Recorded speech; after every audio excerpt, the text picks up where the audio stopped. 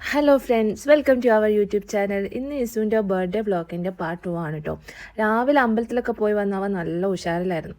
ഇതിപ്പോൾ ഉച്ചയ്ക്ക് ശേഷം ബർത്ത്ഡേ ഡെക്കറേഷൻസ് നടത്തുന്ന തിരക്കാണ് കേട്ടോ.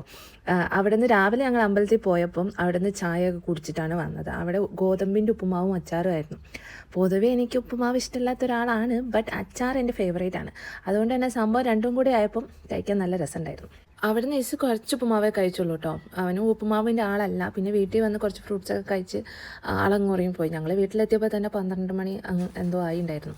അത് കഴിഞ്ഞ് അവൻ ഉറങ്ങിയപ്പോൾ ഞങ്ങൾ ഫുഡൊക്കെ കഴിച്ച് ഏട്ടൻ പോയി കർട്ടനൊക്കെ എടുത്തുകൊണ്ട് വന്ന് ഞങ്ങൾ കർട്ടനൊക്കെ സെറ്റാക്കി കഴിഞ്ഞപ്പോഴത്തേക്കും അവൻ എണീറ്റു. ഇതിപ്പോൾ അവൻ ഉറങ്ങി എണീറ്റ് ലഞ്ച് കഴിക്കുന്ന ഭാഗം കൂടിയാണ് കേട്ടോ. ഞങ്ങൾ അവൻ ഉറങ്ങിയപ്പോൾ കഴിച്ചു. രാവിലെ ഉപ്പുമാവ് കഴിച്ചല്ലേ, അതുകൊണ്ട് നല്ല വിശപ്പുണ്ടായിരുന്നു. ഞങ്ങൾ ഫുഡൊക്കെ കഴിച്ചിട്ടാണ് ഇരിക്കുന്നത്. ഇല്ലെങ്കിൽ അവൻ്റെ കൂടെയാണ് ഞങ്ങളും കഴിക്കാറ്. ബർത്ത്ഡേ സ്പെഷ്യൽ ഒന്നും ഇല്ല കേട്ടോ. അവന് സദ്യയോടൊന്നും അങ്ങനെ താല്പര്യമില്ല. പിന്നെ ഷുഗർ ഐറ്റംസ് ഒന്നും കൊടുക്കാറില്ല.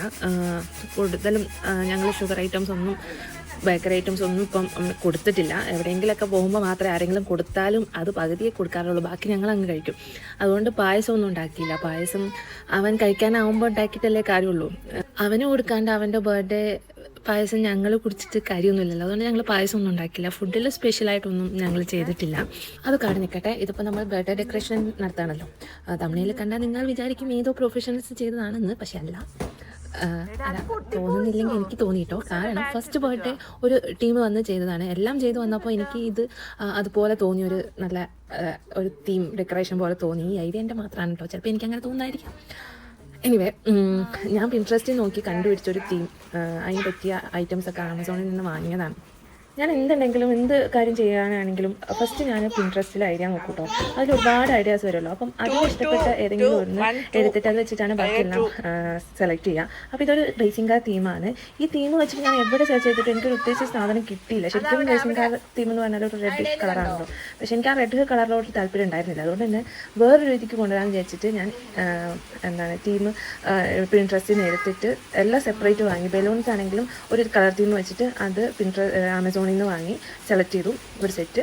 പിന്നെ 5 ബലൂൺ, വീൽസിൻ്റെ 5 ബ്ലാക്ക് ബലൂണ്, അതൊരു സെറ്റ്. പിന്നെ ബ്ലാക്ക് ആൻഡ് വൈറ്റ് ചെക്ക് ഉള്ള ഒരു ബാനർ, ഒരു വലിയ വലുപ്പമുള്ളൊരു ബാനർ. പിന്നെ ബ്ലാക്ക് ടൂ വലിയ ടൂവ്, അങ്ങനെ അതെല്ലാം സെറ്റ് ചെയ്തു. ഒരു ബ്ലൂ എല്ലാം ഞാൻ സെപ്പറേറ്റ് ഓർഡർ ചെയ്തതാണ്. ഇതിന് എല്ലാം കൂടി ഒരു ബിലോ 1000 ആയിട്ടുള്ളൂ. അപ്പോൾ നിങ്ങൾ വിചാരിക്കും ബിലോ 1000 നല്ല തീമിൽ ബർത്ത്ഡേ ഡെക്കറേഷൻ കിട്ടില്ലേന്ന്. കിട്ടും. നമ്മൾ ആമസോണിൽ ഏതൊരു സൈറ്റിൽ സെർച്ച് ചെയ്താലും നല്ല അടിപൊളി ഗ്രാൻഡ് സെറ്റപ്പൊക്കെ ഫോട്ടോയിൽ ഇങ്ങനെ കാണിച്ചിട്ടുണ്ടാവും, നല്ല കളേഴ്സിൽ. പക്ഷെ നമ്മൾ അതിൻ്റെ റിവ്യൂസ് എടുത്ത് നോക്കുമ്പം എല്ലാം ഒരു ലോക്കൽ സെറ്റപ്പുകളായിരിക്കും. ഒരു ബലൂൺസിൻ്റെ കളറാണെങ്കിലും അതിൻ്റെ തീമാണെങ്കിലും ഒക്കെ ഒരു ലോക്കലായിട്ട് എനിക്ക് തോന്നി. ഞാൻ ഒരുപാട് സെർച്ച് ചെയ്തു. പിന്നെ ആൺകുട്ടികൾക്ക് അങ്ങനെ ഒരു തീം ബേസ്ഡ് ഡെക്കറേഷൻ ഞാൻ എവിടെയും കണ്ടില്ല. അപ്പോഴാണ് ഞാൻ ഇങ്ങനെ സെർച്ച് ചെയ്ത് എനിക്കിങ്ങനെ ഒരു ഐഡിയ കിട്ടിയത്. അങ്ങനെയൊക്കെ ചെയ്യാൻ താല്പര്യമുണ്ട്, നല്ല ഗ്രാൻഡായിട്ട് ചെയ്യാൻ താല്പര്യമുണ്ട്. എന്നാൽ ഒരുപാട് പൈസ മുടക്കാൻ പറ്റില്ലാത്തവർക്ക് ഇങ്ങനെ ചെയ്താൽ അടിപൊളിയായിരിക്കും. കാരണം ഇത് ചെയ്ത് വന്നപ്പോൾ തന്നെ എനിക്ക് തന്നെ ഒരു കൊള്ളാലോ എന്ന് തോന്നിയ ഒരു ഡെക്കറേഷൻ ആയിരുന്നു. ഈ ഒരു റേറ്റിൽ ഇങ്ങനെ ചെയ്യാൻ പറ്റുന്നത് എന്തുകൊണ്ടും ലാഭമായിട്ടാണ് എനിക്ക് തോന്നുന്നത്. പിന്നെ ഇതുപോലെ സാധനങ്ങൾ മാത്രം വാങ്ങിയാൽ പോരാട്ടോ. അതിനനുസരിച്ച് നമ്മൾ നല്ല ബാക്ക്ഗ്രൗണ്ടിൽ നല്ല പോലെ ഫോട്ടോയിൽ കണ്ട പോലെ അല്ലെങ്കിൽ നമ്മൾ ഉദ്ദേശിച്ച പോലെ അത് സെറ്റ് ചെയ്താൽ മാത്രമേ അതിൻ്റെ ഒരു ഗ്രാൻഡ് ലുക്ക് കിട്ടുള്ളൂ. ഇല്ലെങ്കിൽ നമ്മൾ സാധാരണ നോർമലി ബലൂണൊക്കെ തൂക്കിയിട്ട ഒരു ലുക്ക് മാത്രമേ കിട്ടുള്ളൂ. പിന്നെ ഈ സാധനങ്ങൾ വാങ്ങണം, ഇങ്ങനെ ഡെക്കറേറ്റ് ചെയ്യണം, ഇത് തീം ഇങ്ങനെയാണെന്നൊക്കെ മനസ്സിലുണ്ടെങ്കിലും ഇതെങ്ങനെ ചെയ്യണം എന്നറിയില്ലായിരുന്നു. ഇതെങ്ങനെയാണ് ഈ ബലൂൺ തൂക്കുക, ഇതെങ്ങനെയാണ് ഇവിടെ സെറ്റ് ചെയ്യുക എന്നൊന്നും അറിയില്ലായിരുന്നു. സാധനങ്ങൾ കൊണ്ടുവന്ന് അതിൻ്റെ കൂടെ തന്നെ നമുക്കിത് ചെയ്യാനുള്ള ടൂൾസുകളെല്ലാം ഉണ്ടാവും. അപ്പോൾ അതിനനുസരിച്ച് നമ്മൾ കുറച്ച് വർക്ക് ചെയ്യണം. കാരണം ഇതെല്ലാം ബലൂൺ വീർപ്പിച്ച് ഇതെല്ലാം കെട്ടി ഇതെല്ലാം സെറ്റ് ചെയ്യാൻ കുറച്ച് പണിയുണ്ട്.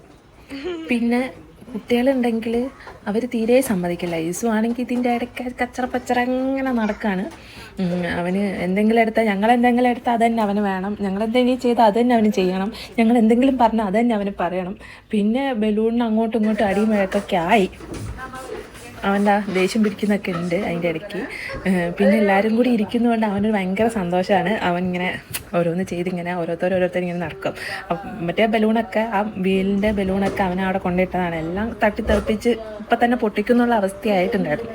പിന്നെ നടുമുറ്റത്തിൻ്റെ ഫ്രണ്ടിലാണ് കേട്ടോ നമ്മൾ ഈ കർട്ടൻ ഇട്ടിരിക്കുന്നത്. സാധാരണ ഞങ്ങളുടെ മ്യൂറൽ പെയിൻറ്റിങ്ങിൻ്റെ അവിടെയാണ് ഫുൾ എല്ലാ ബർത്ത്ഡേക്കും കേക്ക് മുറിക്കാറ്. പിന്നെ ഈ പ്രാവശ്യം ഒന്ന് മാറ്റി പിടിക്കാൻ, ബാക്ക്ഗ്രൗണ്ട് ഒന്ന് മാറ്റി പിടിക്കാമെന്ന് വിചാരിച്ചിട്ടാണ് ഞങ്ങളിങ്ങനെ കർട്ടനൊക്കെ ഇട്ട് സെറ്റ് ചെയ്തിട്ടുണ്ടായിരുന്നത്. ഞങ്ങളുടെ ഫോർമൽ ലിവിങ്ങിൻ്റെ അവിടെയായിട്ട് നടുമുറ്റത്തിൻ്റെ ഫ്രണ്ടിലായിട്ടാണ് നമ്മൾ ഈ കർട്ടനൊക്കെ സെറ്റ് ചെയ്യുന്നത്.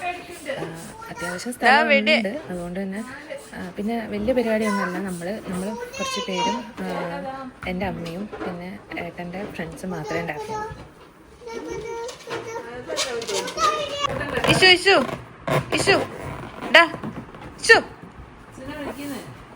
ഇത് കൊണ്ടു കൊടുക്ക്, അച്ഛന് കൊണ്ടു കൊടുക്ക്.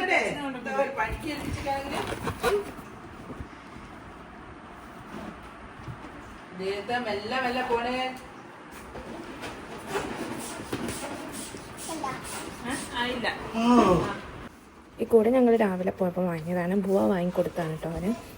രാവിലെ അമ്പലത്തിൽ പോയി വന്നപ്പം വാങ്ങിക്കൊടുത്താണ്. അതാണിപ്പോൾ ചൂടിക്കൊണ്ടെടുക്കുന്നത്. പിന്നെ കുട്ടികൾക്കൊക്കെ ഇങ്ങനെ സർപ്രൈസ് കൊടുക്കുന്ന ആൾക്കാരുണ്ടാവില്ല, ബർത്ത്ഡേ ഡെക്കറേഷനും അങ്ങനെ കുറേ വീഡിയോസ് ഞാൻ കണ്ടിട്ടുണ്ട്.